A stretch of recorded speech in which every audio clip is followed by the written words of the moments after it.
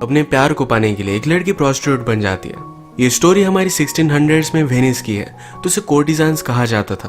क्या अब वो अपना प्यार पा पाएगी? हेलो फ्रेंड्स, आज की हमारी मूवी 1998 की डेंजरस ब्यूटी ये एक रियल स्टोरी पर बेस्ड मूवी है। ये मूवी हमें उस वक्त की सिचुएशन को सोचने पर मजबूर कर जाती है, तो अंत तक इस वीडियो को जरूर देखिएगा। अगर आपको वीडियो अच्छा लगता है तो प्लीज इसे लाइक और कमेंट जरूर कर दीजिए। अब बिना किसी देरी के एक्सप्लेनेशन स्टार्ट करते हैं। मूवी स्टार्ट होती है और वेनिस के कनाल से कुछ कोर्टिजन जाते हुए हम देख सकते हैं। सारे लोग उनके लिए दीवाने थे। इस बारे में हमारी मेन कैरेक्टर वेरोनिका को पता चला, तो अपनी फ्रेंड के साथ इन्हें देखने के लिए वो चली जाती है। आज बहुत दिनों बाद वेरोनिका की जो फ्रेंड थी उसका ब्रदर फिर से टाउन में वापस आया था। उस ब्रदर का नाम था मार्को। मार्को अपनी सिस्टर से मिला और वहीं पर वेरोनिका को भी देख लेता है। वो उसे बचपन से जानता था, पर अब वो बड़ी हो चुकी थी तो उसकी ब्यूटी उसे बहुत अच्छी लगती है। एक दूसरे को ये दोनों बहुत अच्छे लगे थे। रात में वेरोनिका ने अपनी मदर से पूछा ये शादी किस तरीके से होती है। मदर ने कहा कि एक तरीके का बार्गेन होता है, दो फैमिलीज एक दूसरे को क्या दे सकते हैं इस पर ये डिपेंड करता है। यहाँ पर एक तरीके से डाउरी के बारे में बात चल रही थी। वेरोनिका ने कहा कि अगर सच्चा प्यार हो तो इसमें इस तरीके की बार्गेन की क्या जरूरत है। वेरोनिका की मदर कहती कि इस तरीके से चीजें नहीं होती है। वेरोनिका को हमेशा से पढ़ना अच्छा लगता था। मार्को से उसे प्यार हो गया, जिसके बारे में वो पोएट्री लिख रही थी। उसका ब्रदर ये देखकर उसे टीज करता है। यही जब वो पढ़ रहा था तभी नीचे मार्को पहुंच गया। उसके लिए वो गाना गाता है। ये देखकर उसके पीछे पीछे वो भी नीचे आ गए। मार्को ने उसे पोएट्री पढ़कर सुनाई, एक बुक उसे दी और कहा कि ये बुक तुम्हारे लिए है। जब मैंने इसे बाय किया था तो मुझे नहीं लगा था कि मैं तुम्हारे लिए बाय कर रहा हूँ, पर ये हमेशा तुम्हारे लिए ही थी। उसे लगता है कि शायद वेरोनिका बहुत ही यंग है, इन दोनों में कुछ हो नहीं सकता, पर वेरोनिका उसे ही पागल समझती है। इसके बाद इन दोनों ने किस कर लिया। वेरोनिका रियलाइज करती है कि यह सब करना गलत है, पर ये दोनों अपने आप को रोक नहीं पाए। एक रात मार्को की सिस्टर की वेडिंग की पार्टी चल रही थी। उसका मैरिज एक ओल्ड मैन से कर दिया गया था। वेरोनिका को यह बहुत गलत लगा, पर मार्को ने कहा कि उसकी पोस्ट बहुत ही बड़ी है, इस वजह से चल जाता है। मार्को के फादर वेरोनिका और मार्को को साथ देखते हैं। वो रियलाइज करते हैं कि दोनों प्यार में है। वो मार्को के पास आए। उन्होंने कहा तुम कभी भी उसके साथ शादी नहीं कर सकते, इस बात को ज्यादा मत बढ़ाओ। रात में जब ये दोनों एक साथ थे तो मार्को ने वेरोनिका को बता दिया कि हम दोनों कभी भी एक दूसरे से शादी नहीं कर सकते। वेरोनिका पूछती है तो फिर तुम मेरी लाइफ में आए ही क्यों। मार्को ने कहा मैंने बहुत ट्राई किया था अपने आप को रोकने का, पर मैं रोक नहीं पाया। वेरोनिका कहती है तो फिर हम एक साथ ही रहते हैं, पर मार्को ये कर नहीं सकता था। मार्को कहता है कि मेरी एक ड्यूटी है जो मुझे निभानी पड़ेगी। वेरोनिका इस बात से बहुत ज्यादा हर्ट हो गई। रात में रो रही थी और उसकी मदर उसके पास आती है। उसे उसके बारे में सब कुछ पता था। मदर कहती है उसे पाने के लिए तुम उसे शादी करो, ये कंपलसरी नहीं है, तुम कोर्टिजान भी बन सकती हो। ये वेरोनिका को बहुत गलत लगा, पर मदर ने कहा कि मैं भी एक कोर्टिजान हुआ करती थी। तुम्हारे फादर ने हमारे सारे पैसे उड़ा दिए, तुम्हारे ब्रदर को भी एक अच्छी जॉब लगनी चाहिए, इस वजह से तुम्हें अब अपनी फैमिली को सपोर्ट करना चाहिए, तुम्हें कोर्टिजान बनना पड़ेगा। उसने उसे समझाया कि कोर्टिजान को बहुत फ्रीडम होता है, लाइब्रेरी की एक्सेस भी तुम्हें मिलेगी जहां पर तुम सारी चीजें पढ़ पाओगी। उसकी मदर फिर वेरोनिका को ट्रेन करना स्टार्ट कर देती है। आदमियों को किस तरीके से रिझाना है, उनकी ईगो को किस तरीके से पैम्पर करना है, ये सारी चीजें वेरोनिका सीख लेती है। मदर ने कहा कि हर एक आदमी को हैंडल करने का एक अलग वे होता है। इसके बाद वेरोनिका रेडी थी। एक अमीर आदमी के साथ आज रात वो पार्टी पर आती है। इसी पार्टी पर मार्को भी आया हुआ था। उसे जब वेरोनिका के बारे में पता चलता है तो उसे बहुत बुरा लगा। वेरोनिका आज उसे बहुत ही गलत ट्रीट करती है। कहती है जैसा तुमने मुझे ट्रीट किया था मैं तुम्हें वैसे ही कर रही हूँ। इन दोनों को बात करता देख वेरोनिका के पास वो अमीर आदमी आ गया। उसे उसके साथ लेकर जाता है। आज यहाँ इस पार्टी में पोएट्री चल रही थी। मार्को का फ्रेंड पोएट्री कर रहा था। मार्को सबसे कहता है कि वेरोनिका भी पोएट्री कर सकती है। फिर वेरोनिका और मार्को का फ्रेंड एक दूसरे के अगेंस्ट पोएट्री करते हैं। ये सेशन सबको बहुत अच्छा लगा था। रात में वेरोनिका और वो आदमी दोनों इंटीमेट हो गए। सुबह आने पर वेरोनिका की मदर उसके पास आती है। जो भी पैसे उसने कमाए थे ये सारे पैसे उसे दे देती है। वेरोनिका को ये देखकर बहुत अच्छा लगा और इस काम के लिए अब वो पूरी तरीके से रेडी थी। उसकी ब्यूटी की वजह से उसके बहुत सारे क्लाइंट्स होने लग जाते हैं। सब लोग उसके लिए दीवाने थे। एक दिन मार्को वेरोनिका से कहता है तुम इतनी नीचे क्यों गिर रही हो। वेरोनिका कहती कि तुम जेलस हो, तुम आज मुझे पा नहीं सकते। मार्को ने कहा कि हमारे पास बहुत ही कम टाइम है, क्यों ना हम एक दूसरे की कंपनी एंजॉय करें। वेरोनिका भी उसके पास आई, कहा कि तुम मुझे पा नहीं सकते, इसमें बहुत मजा है। वो उसे इरिटेट कर वहां से चली जाती है। आज वो मार्को के अंकल के पास आई हुई थी। वो पैरालाइज्ड है पर फिर भी उन्हें बहुत ही अच्छे से ट्रीट करती है। अगले दिन वेरोनिका के घर पर मार्को एक मोर भेजता है। उसने एक लेटर भेजा था जिसमें लिखा था हर एक बेस्ट कोर्टिजान के पास एक मोर होता ही है। ये उसने देखा तभी मार्को नीचे आया हुआ था। वेरोनिका आज उसे फिर से इग्नोर कर देती है। वेरोनिका एक बहुत ही अच्छी पोएट है तो उसे फिर से एक पार्टी में बुलाया गया था। मार्को का फ्रेंड उसे बात करता है, कहता है तुम अलग अलग आदमियों से मिलती हो, इस वजह से तुम्हें बहुत ही अलग पर्सपेक्टिव मिलता होगा, क्यों ना हम दोनों भी इंटीमेट हो जाए। वेरोनिका कहती कि तुम भी एक पोएट हो, हम दोनों सिर्फ सर्वेंट हैं, हम एक दूसरे को अफोर्ड नहीं कर पाएंगे। उसने उसे रिस्पेक्टफुली डिनाई कर दिया पर इस बात से वो हर्ट हो गया था। यहाँ पर वेरोनिका और मार्को फिर से बात करते हैं। मार्को कहता है तुम्हारी ब्यूटी बहुत ही क्रूअल है, जो लोग इसे पा नहीं पाते इनके लिए बहुत ही क्रूअल बन जाती है। वेरोनिका कहती कि इसमें ही तो मजा है, अगर तुम मुझे पा सकते तो तुम मुझसे बोर हो जाते। मार्को ने कहा कि मैंने जो भी किया आज तक मुझे इसका पछतावा है, मैं कभी भी तुमसे बोर नहीं हो सकता। वेरोनिका ये सब सुनकर वहां से चली गई।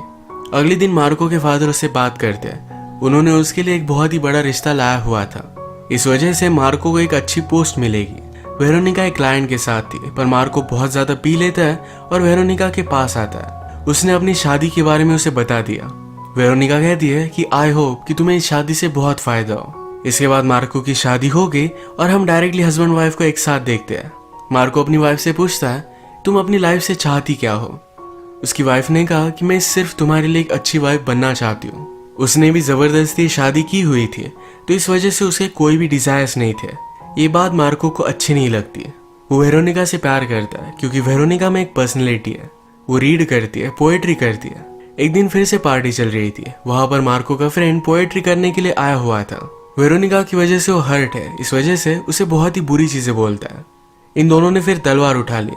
एक दूसरे से वो पोएट्री और तलवार से फाइट करते हैं। ये फाइट बढ़ती चली गई। मार्को का फ्रेंड वेरोनिका को मार ही डालता पर उसके पहले मार्को ने उसे बचा लिया। मार्को फिर उसे देखने के लिए उसके घर पर आता है। ये दोनों आज इंटीमेट हो गए। मार्को का फ्रेंड बर्बाद होकर स्ट्रीट्स में पड़ा हुआ था। उसके पास चर्च का एक आदमी आया।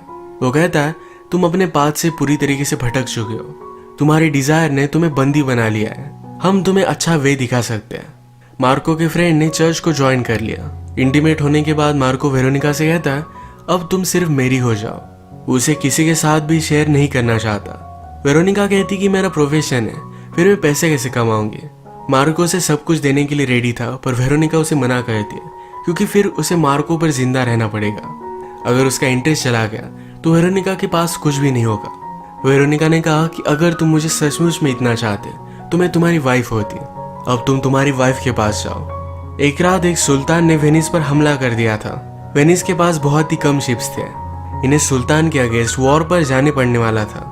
मार्को रियलाइज करता है कि शायद वो वेरोनिका से फिर मिल ना पाएगा, इस वजह से उसके पास गया।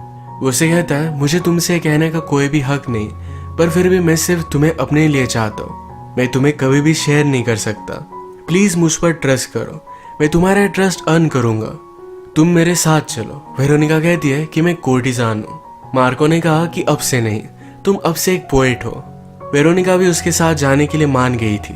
ये मदर देखकर बहुत ही गुस्सा हो जाती है, कहती है ये बहुत ही बड़ी गलती तुम कर रही हो, तुम्हें कोर्टिजान का बहुत ही अच्छा टैलेंट है, ये तुम वेस्ट कर दोगी।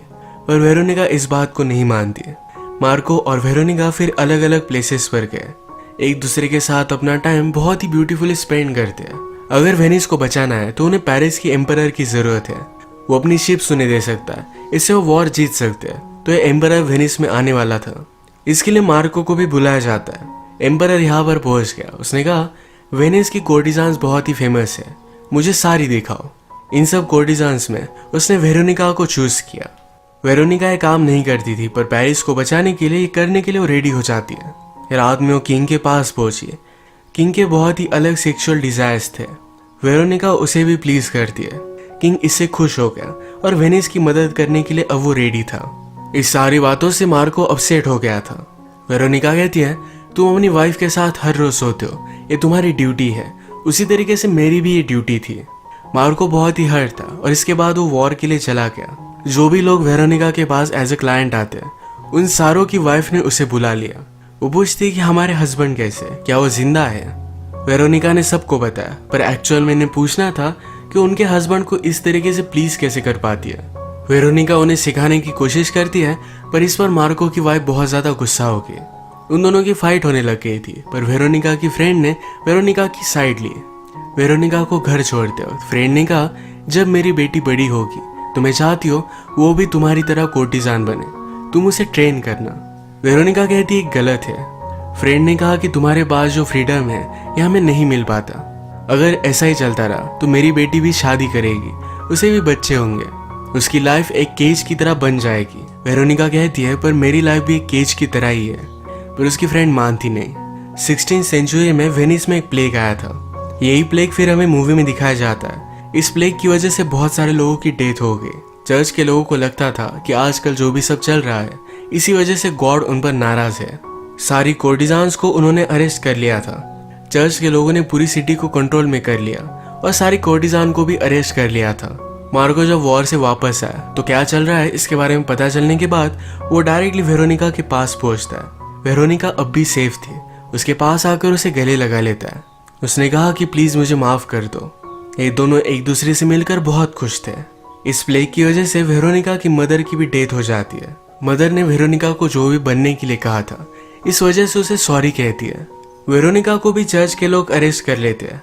मार्को अपने किंग के साथ मिलकर उसे बाहर निकालने की कोशिश करता है, पर चर्च एक किंग से ज्यादा पावरफुल हो चुका था तो कुछ भी कर भी नहीं सकते। वेरोनिका पर केस चला जाता है कि उसने अपने सारे क्लाइंट्स को अपने वश में कर लिया था। उसे बताया गया कि अगर तुमने अपनी सीन्स को मान लिया तो हम तुम्हें जाने देंगे। वेरोनिका जो काम करती है इस वजह से वो प्राउड थी तो कन्फेस करने के लिए रेडी नहीं थी। यहाँ कोर्ट में हम मार्को के फ्रेंड को भी देखते हैं जिसने कोर्ट को ज्वाइन किया था। वेरोनिका के खिलाफ वही सारी बातें बोल रहा था। मार्को ने कहा कि मेरा फ्रेंड वेरोनिका को पा नहीं पाया, इस वजह से इसका वो बदला ले रहा है। मार्को का फ्रेंड कहता है इसने मुझे भी वश में कर लिया था, इसी वजह से सारी चीजें मैंने की थी। वेरोनिका से पूछा जाता है कि तुमने ये सब किया क्यों। वेरोनिका ने कहा कि मेरे पास कोई भी ऑप्शन नहीं था, मैं शादी कर नहीं सकती थी, अलग काम करना मुझे अलाउड नहीं था। आज के दिन का कोर्ट एक खत्म करते हैं। रात में मार्को वेरोनिका से मिलने के लिए आया। वो कहता है अगर तुम पीछे नहीं हटी तो ये लोग तुम्हें मार डालेंगे, प्लीज वो लोग जो भी कह रहे हैं इस बात को कन्फेस कर दो। वेरोनिका ने कहा कि मैंने लाइफ में बहुत सारी चीजों को लेकर कॉम्प्रोमाइज किया है, अगर मुझ पर जो भी इल्जाम लगे इसे मैंने मान लिया तो मेरी सोल मेरे पास नहीं रहेगी। अगले दिन वेरोनिका कन्फेस करती है कि मेरी मदर की वजह से मैंने सब स्टार्ट किया था, पर फिर मुझे ये सब अच्छा लगने लग गया। मैंने बाकी लेडीज के कंपैरिजन में एक अलग लाइफस्टाइल चुनी जो मुझे अच्छी लगी। मैं किसी आदमी की गुलाम नहीं बनना चाहती थी। जिस तरीके से आप प्रेयर करते हो उसी तरीके से मेरा काम ही मेरे लिए प्रेयर है। अगर मैं फिर भी कल्प्रिट हूँ तो आप मुझे सजा दे सकते हो। उसे सजा होने वाली थी पर मार्को कोर्ट में उठ गया। उसने कहा कि अगर ये गुनहगार है तो मैंने भी उसकी हेल्प की थी। इस सिटी में सिर्फ मैं ही उससे प्यार करता हूँ ऐसा नहीं है, हम में से बहुत लोग उसे किसी ना किसी वे से प्यार करते हैं। मार्को ने उसे सब लोगों को सपोर्ट करने के लिए कहा। वेरोनिका को बचाने के लिए कोर्ट में उसके सारे क्लाइंट्स खड़े हो गए। इन क्लाइंट में चर्च में का एक आदमी भी था। मार्को उसके बारे में बता देता। उसके पहले उसने कहा कि वेरोनिका ने इतना बड़ा क्राइम नहीं किया है, हमें रिकंसिडर करना चाहिए। मार्को ने वेरोनिका को बचा लिया था, उसे कोई भी सजा नहीं हुई। मार्को और वेरोनिका एक दूसरे को गले लगाते हैं और इसी मोमेंट पर ये मूवी एंड हो जाती है। एंड क्रेडिट में हमें बताया जाता है कि कोर्टिजान का एज बाद में खत्म हो गया। वेनिस की वॉर में जो भी लोग जख्मी थे उन्हें हेल्प करने के लिए वेरोनिका ने अपना घर दे दिया था। वो और मार्को हमेशा एक दूसरे से प्यार करते रहे। इसी के साथ ये मूवी एंड हो जाती है। अगर आपको वीडियो अच्छा लगा तो प्लीज़ इसे लाइक कर दीजिएगा। मैं बहुत सारी मूवीज लेकर आते रहता हूँ, तो प्लीज़ चैनल को सब्सक्राइब कर दीजिए और बेल नोटिफिकेशन आइकन दबाना मत भूलिएगा। हम फिर से मिलेंगे और एक नई मूवी के साथ। तब तक के लिए थैंक यू और आप अपने आप का ख्याल रखिए।